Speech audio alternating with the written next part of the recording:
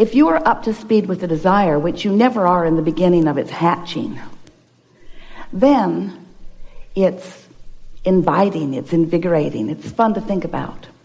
But if you have wanted something for a while, and for whatever reason, you've not managed to be a consistent vibrational match to your own desire, in other words, you don't believe it, you want it, but you don't believe it, then that doubt is uncomfortable, isn't it?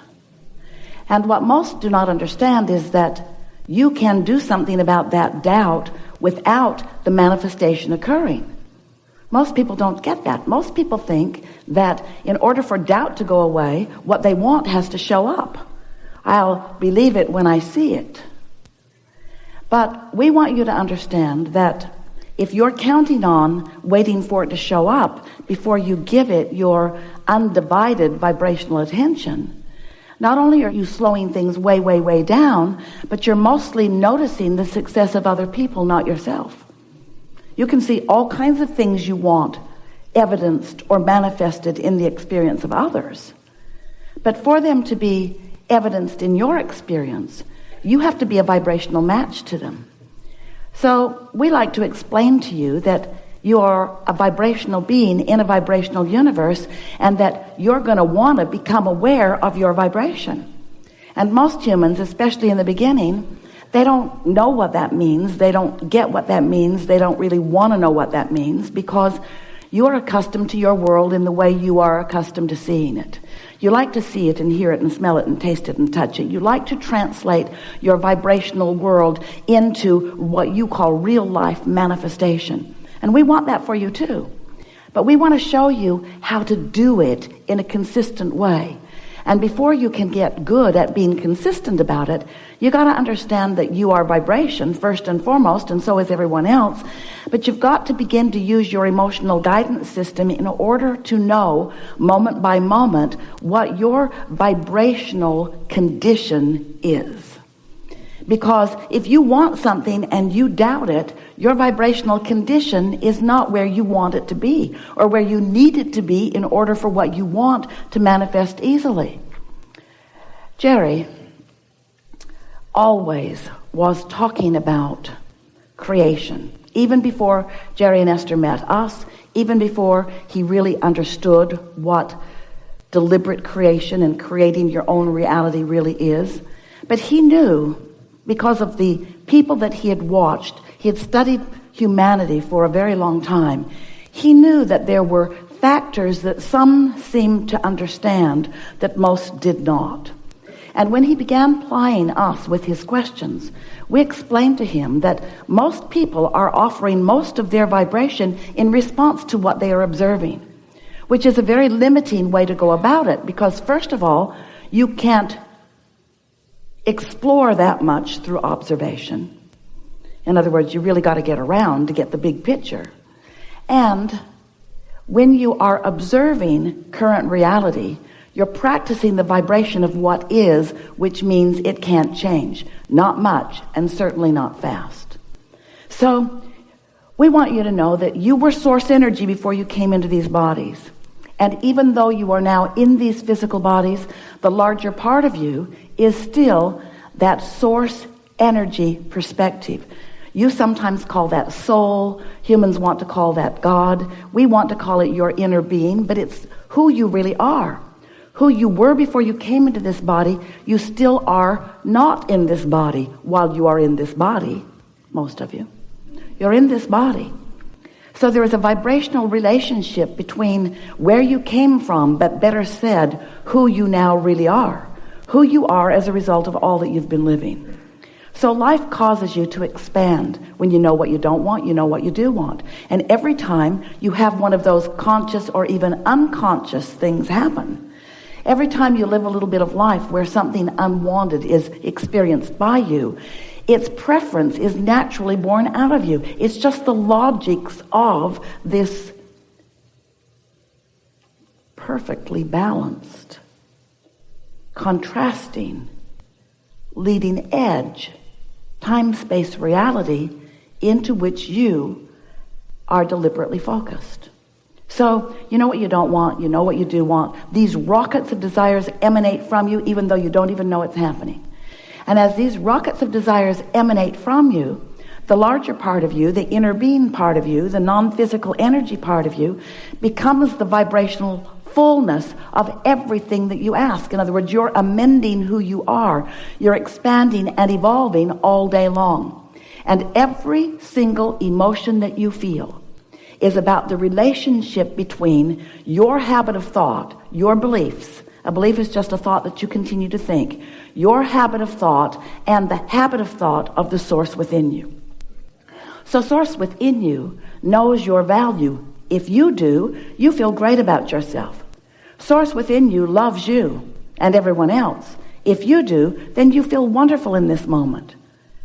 But if you find fault with yourself or someone else, in the moment of that fault finding, that negative emotion that you feel, which you try to justify but you can't really, is your indication that you are cross current of who you really are and what you really know.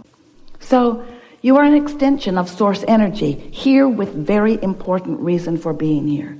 You said, I will explore this leading edge variety, and from it will come expansion in my idea of what is wanted. And we said, and we will ride your rocket of desire, and we will hold the signal of it constant, so that you can find your way back to it. So that's the cycle. You come into this physical body, you are pure positive energy, you explore, you define, you refine, and you request more. And usually in the requesting of more, you're not up to speed with it yet. You've requested more, but you've still got your vibrational patterns going where you've practiced them. And that is really what we are wanting to talk about in these hours that we are together today. We want you to realize that you can practice your vibrational frequency into harmony with your own desires. That you have created a vibrational reality that is real. It's present tense. It does exist. And that vibrational reality has gathered all cooperative components and is revealing to you a steady message about what the next logical step for you is to get you from where you are to where you want to be. That's the thing we want you to hear first and foremost. Your inner being knows where you are in your physical format, in your physical personality, with the beliefs that you hold, in relationship with everything you want, with your veritable fortunes of relationships and financial well-being and all other manner of desires that you have magnificently and precisely carved out of this physical life experience.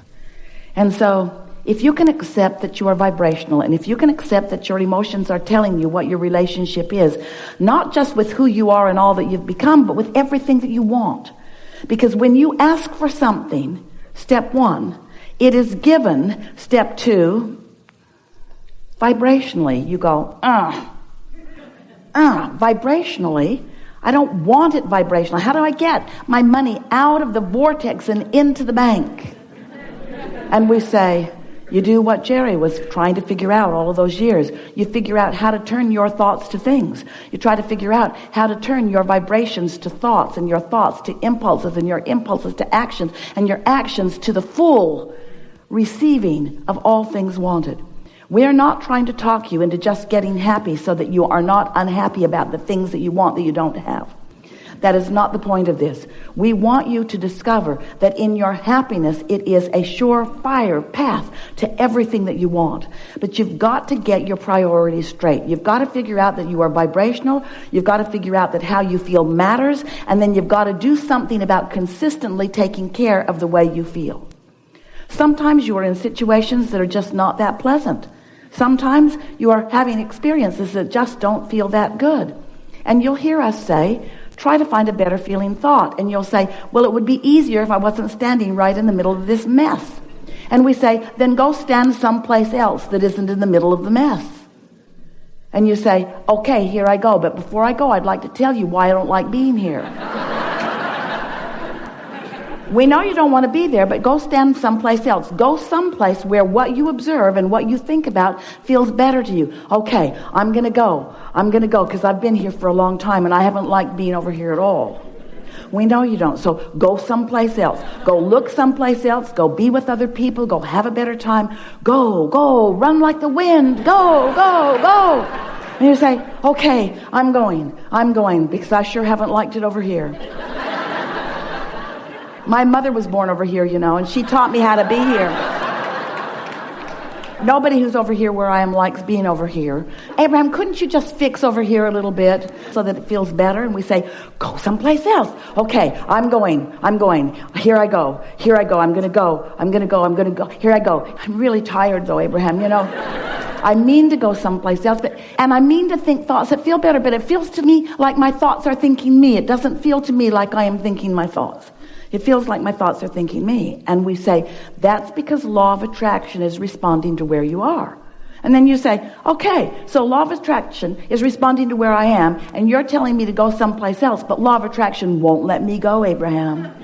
Law of attraction will not let me go. I'm trying to go, but I can't go. And we say, well, then just relax a little bit. Look at where you are with a little less definition. Talk a little less about what you don't like about where you are. Lose your law of attraction grip on standing where you don't want to be. Lighten up. Go general. Look for more things that do feel good, because in every moment, even though there may be some things that don't feel so good, there are some things that feel better. Look for the best feeling things that you can find. And it is our promise to you that little by little, you will change the way you are offering your vibration.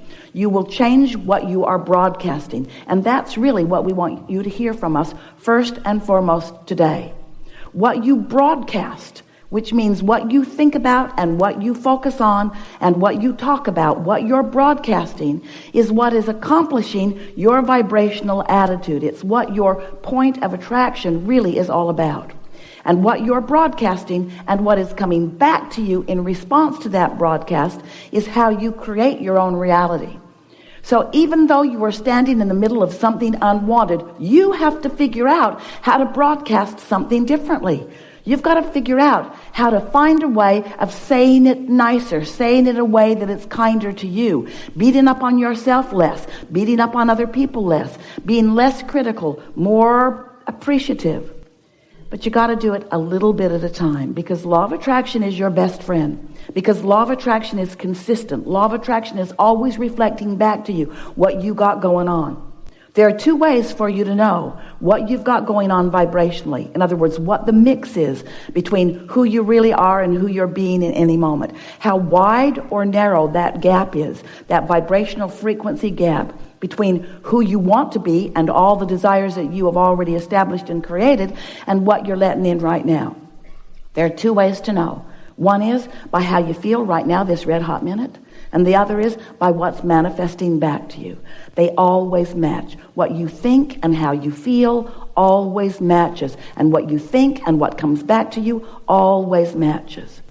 Now we know it feels like you've been influenced by others.